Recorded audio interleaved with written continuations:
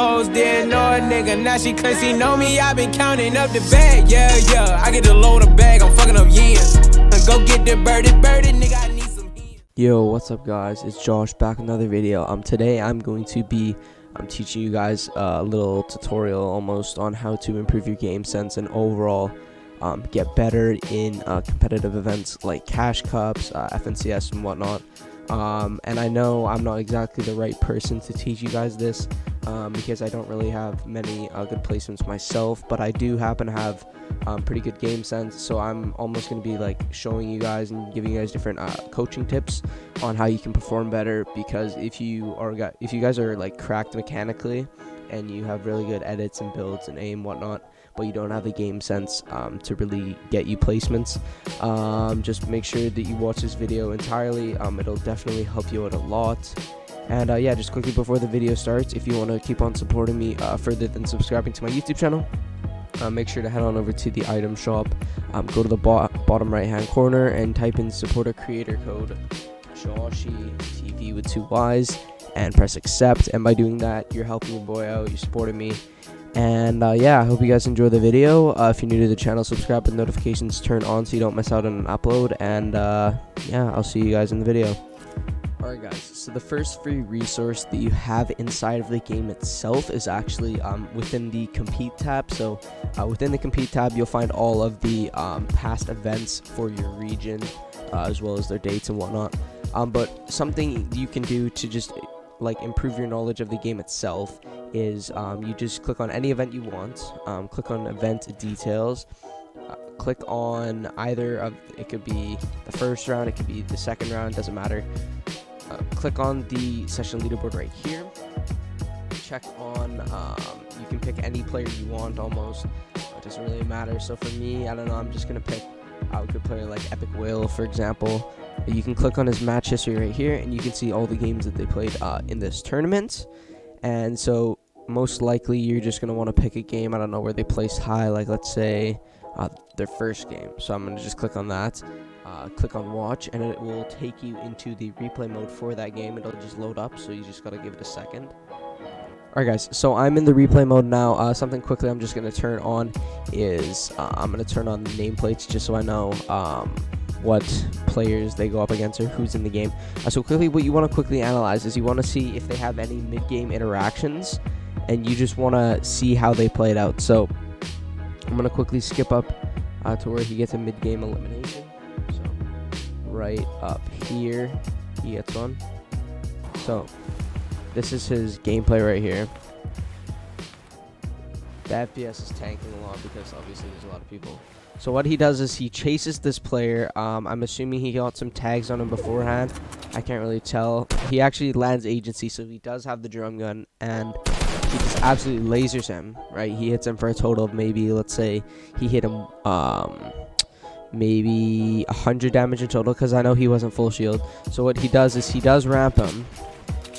He's keeping in mind the fact that there's a player. Let's see if we can quickly do a little drone attach right here, or drone free, 1 sec. Alright, so he sees that there's a player up there that's peeking, so he's keeping in mind that there's a player above that could possibly interfere with this interaction in the third party as soon as it ends. So what this player does is he builds over top of him. Epic Whale does follow him right here. He sees that the player's boxed up, but since he's on controller, he literally just goes for the aim assist. So there's not much that you can learn from that interaction, but if you go over to a bunch of pro players tournament games and you watch their mid-game interactions and how they play them out, you should be able to learn a lot just from that itself. And the next thing you want to do is you want to make sure just like skip closer to endgame. So for me, skip to about like 21 minutes left. That should take you to almost half and half, or first moving. So the first thing you want to keep in mind is that there's a total of, I want to say, 7 storm phases. Correct me if I'm wrong in the comments, but the first 3 are fairly big. So the first one takes up almost about like a good chunk of the map. The second one's obviously smaller than that. It takes up like maybe enough to surround a POI and a large amount of landmass. The third zone goes within that. I'll show you a quick example of third zone. This is probably back around 1 second. The replay mode's just buffering real quick. Alright, so this is actually third zone right here, this blue outline, but fourth zone has formed. So as you guys can see, there's a lot of people scattered around this third zone. So there's not really going to be a dead side of this fourth zone. So what most players are going to do, for fourth zone, if players have a launch pad, what they normally do is they will they'll take a gamble and they'll go along the edge of fourth zone, because the zone after fourth zone is actually the 50-50 zone, or the half zone that most players know it as today. So I'll skip in a few minutes where that half zone forms almost. It's still closing in, third zone closing in on fourth. So see, right here is the half zone. So all the players that took the gamble are along the edges. You'll see there's a lot of players on the edges, because most of them are going to see if they can get this half and half zone. And if they get the half and half zone, they're in a really good position to hold all of these players that will be launch padding along the contested side, or the congested side of the zone. So another thing to keep in mind here, I'm gonna not zoom in that much.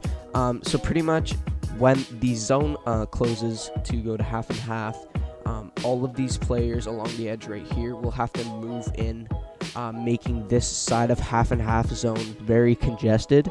So if you're almost in, if you're already in the half and half zone, or even if you're taking a launch pad from the congested side of fourth zone, you're gonna want to make sure, even if you have floppers or something, I know it's hard to do that right now. I'm not sure how the meta is going to change with the full-on water storm and whatnot, but if you're launch padding, I would definitely, and you have some floppers or some white heels, I would definitely suggest landing in storm, because if you can box up on what's going to be the dead side of zone, you're going to have a very good chance of not running into many players other than the other ones that are also looking to play dead side of zone, because all of the players right here will get pushed into this side, leading into a bunch of interactions along this side of the zone, and if you guys land dead zone, you're going to definitely avoid those interactions and get those extra placement points.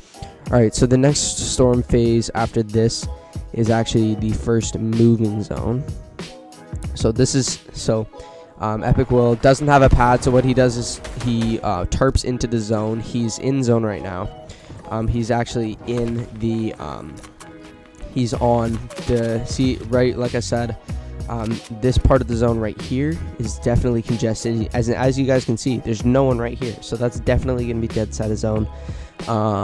So if you can get there, you're definitely going to get those extra placement points, because there's going to be almost no one there.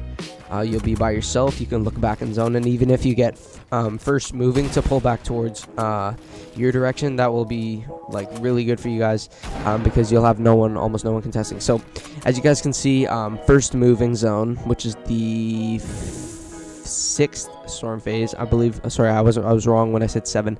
I believe there's 8 or 9. I believe there's half and half. Obviously, 5th. 3 movings and a final storm phase, which moves to like almost like no storm. So as you guys can see, all these players are going to move as the storm moves to form this small moving zone right here. So again, this will make the congested side along this side of the storm. So if you guys could try and tarp into zone and get this dead side of zone, you'll definitely get those extra placement points. So I'll skip to the next storm phase, which is a lot of kills come from moving. But yeah, so this is this first moving. Again, everyone, and I mean everyone, I'm going to quickly zoom out so you guys can see, everyone is along this side. Like, everybody's scattered everywhere. This side's going to be so congested. I'll just show you how the players are distributed along these zones just in a second. So as I zoom in, see what I was talking about? That side's dead. There's almost no one there. Everyone's on the top side, which is the congested side. So if you were to play on this side of the zone, or even up here, you would be completely uncontested, and no one would even try to get in your box. So a lot of kills you see can come from here. I don't think Storm Surge came into effect this game. If you guys don't know what Storm Surge is, I might touch up on it a bit later in the video. I see Epic Will goes into the storm. He knows he has the floppers to out heal. He's gonna pop 2 floppers, take a heavy snipe, and then he will pad. And I wouldn't be surprised. Yeah, he lands on height, or second height, not height. Yeah, but something you definitely, if you guys don't feel like playing high ground, and you want to just get those extra placement points and not have to go for height and waste your mats, I would definitely suggest looking to play dead side of zone almost every single time, as it will lead to a lot of placement points. So I'm going to show you guys the next quick tip on how to improve your game sense. Alright guys, so my last tip just for improving your game sense is just please grind scrims. A lot of people think that just playing arena itself, or arena solos, arena trios, that'll improve your mechanics or game sense, but the truth is it won't really, because the players in arena aren't really that competitive. I know it's a lot like more, you have to try a lot harder than you do in pubs, but still it's not even as competitive or near competitive as scrims are. So this is just a little clip of me playing scrims. There's like 40 people left in first moving zone, or this is actually yeah, the first moving zone. There's Storm Surge in play. I'm just gonna quickly show you a little clip. This is one of the best ways to improve your game sense, as well as improve your mechanics, as like while improving your game sense. So it's kind of, it's a win-win situation. This is just a little clip where we won a scrim. You can find a lot of the Discord servers that host scrims. You can just look them up for your specific region. So for me, it's West Open. And let me just quickly skip in. They host scrims. A lot of them are very stacked end games, so you'll also improve your knowledge of like things like Storm Surge, things like you see RBG, a lot of the stuff right there. But yeah, so pretty much just make sure that you're grinding scrims consistently if you want to be placing well. It doesn't have to be trios. It could be solos if you wanted to just improve that. But yeah, that's pretty much it. You can see my teammate doing work with the RPG. We happen to win the game right there after I die. But yeah, that's pretty much it for the video. I hope you found this video helpful. If you did, give me some feedback in the comment section down below. Drop a like if you enjoyed the video, and make sure to drop a sub if you're new. I'm going to be doing a lot more guides like this in the future, so if you want to see that, just be sure to leave me a comment. So I hope you guys enjoyed the video, and I'll see you in the next one. Peace out, boys. Stay dripped to the feet, night ticks on fleet. Fuck with it, fuck me, fuck shorty, fall free. Ain't no killers, I'm just killing all these beats. Ain't no killers, I'm just killing all these beats. Stay dripped to the feet, night ticks on fleet. Fuck with it, fuck me, fuck shorty, fall free. Ain't no killers, I'm just killing all these beats.